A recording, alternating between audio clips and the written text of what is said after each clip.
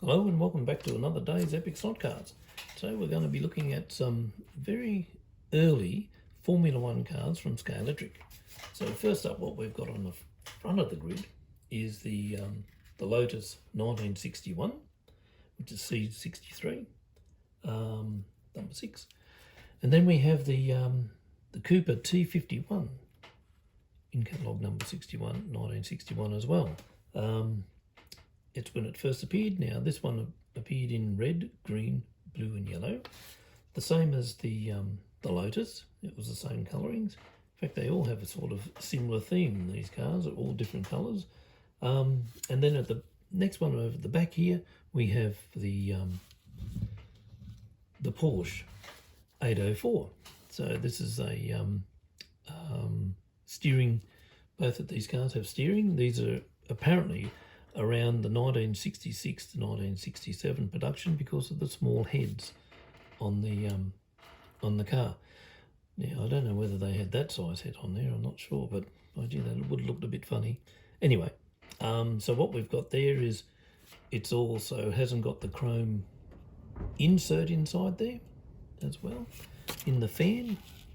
So you can see there's a fan, and some of the later ones have an actual insert in there as well. So we've got venting in here and out the back to keep the motors cool. Now the other one is a BRM. Again, with steering, I've modified the pickup because, or the actual guide rather, it was the right size, nothing had worn, but it just seemed to like to jump out of the track. So I made it a little bit thicker, and anyway, it's been fine ever since. So yellow rims. Original tyres are a bit scratchy. Again, air intake or cooling port. Yeah, they're a pretty good little machine actually. Now I always thought these two were juniors, but according to information I found, they're not. They're actually Formula One cars. So it's interesting to see the scale difference between these two. Those two there, like there's a lot of difference between.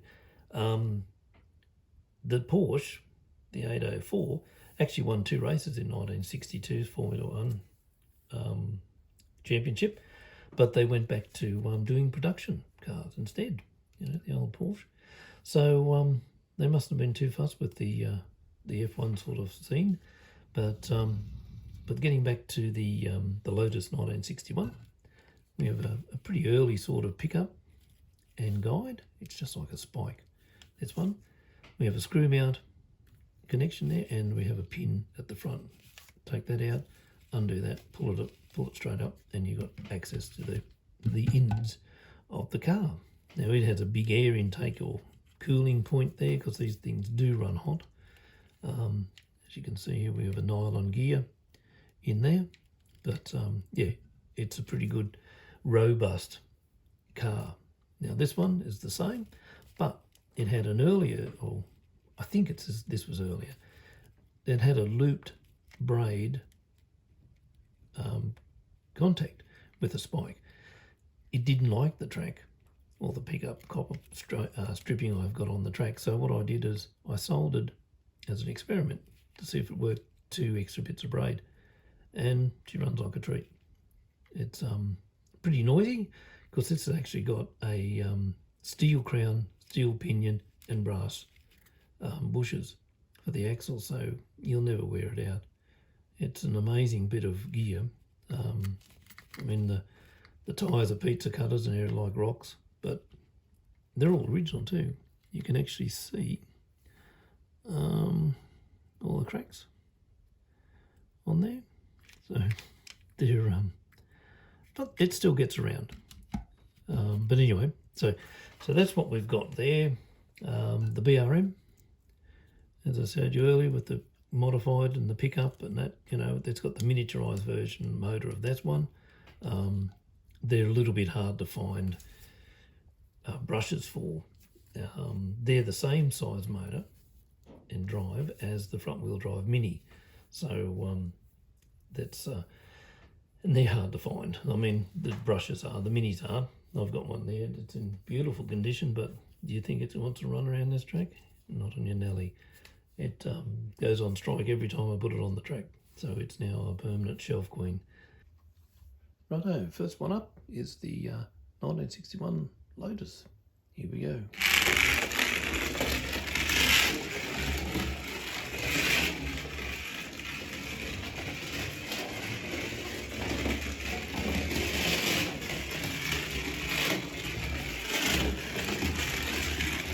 That's pretty good, this thing. Tyres are rock hard. But it likes to have a bounce around. I think the guide might be a little bit too narrow on it and bounces off the edges of the groove. So you can see there. But it goes pretty good. I mean, for the age of it and the original tyres. Right, there we go. That's that one. We'll get the next one. Hope you're sick. Righto, here's the Cooper. Here we go. Big difference in noise, this one. It's not quieter. Pizza cutter wheels, black rims, and rock hard tyres.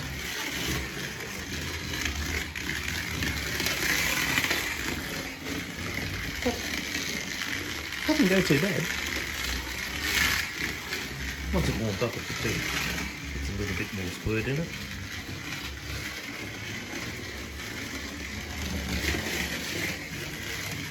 It's a bit of a handful. It likes to come off the track quite easily and spin, but that's okay. Righto, there we go. That's the two Formula One cars of the big era. See back shortly. Righto, here we are with the BRM. Let's give her a whirl. First thing you notice is how quiet it is compared to the other two.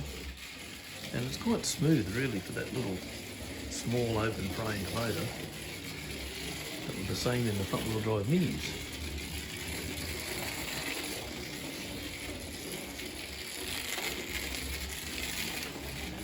See, that's pretty good.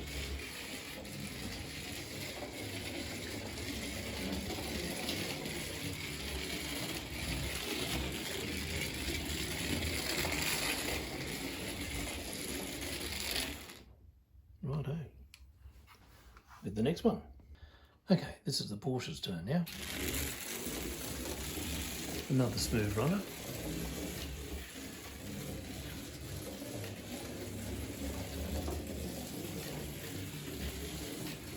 Steering works. I've got the voltage turned down on this one.